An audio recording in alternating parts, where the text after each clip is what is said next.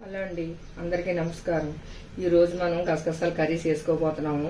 దానికి కావాల్సిన ఐటమ్స్: గసగసాలు వేయించుకున్నాయి, జీలకర్ర, కారం, ఎల్లుల్లి ముక్కలు, పచ్చిమిరకాయ ముక్కలు, కరివేపాకు, ఉప్పు, ఎండుమిరపకాయలు, చిన్నగా తరిగి పెట్టుకున్న ఉల్లిపాయ ముక్కలు.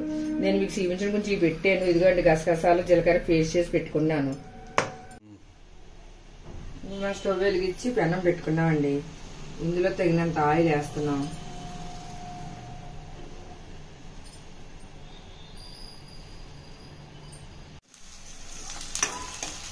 ఉల్లిపాయ ముక్కలు బాగా వేయించుకోవాలండి. ఈ కర్రీ బాలింతలు కూడా తినొచ్చండి. కాకపోతే అందులో కారం వేసుకోకూడదు, అది మసాలా కారం. ఎండుమిరపకాయ ముక్కలు, పచ్చిమిరపకాయ ముక్కలు వేసుకోవచ్చండి. బాగా ఉల్లిపాయ ముక్కలు బాగా ఎగిపోయిన తర్వాత వెల్లుల్లి ముక్కలు వేసుకోవాలి. ఇందులో పచ్చిమిరపకాయ ముక్కలు వేసుకోవాలి.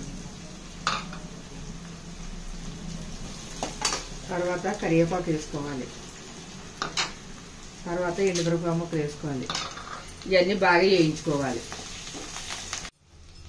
ఇప్పుడు ఇవి బాగా వేగిపోయండి. ఇందులో కారం వేసుకోవాలి, ఉప్పు వేసుకోవాలి,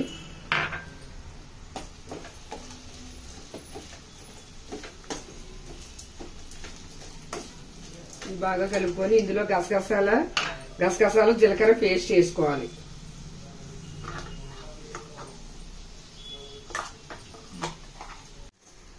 ఇందులో గసగసాలు జీలకర్ర పేస్ట్ బాగా వేగిన తర్వాత ఇందులో నీళ్లు పోసుకొని ఉడకనివ్వాలండి.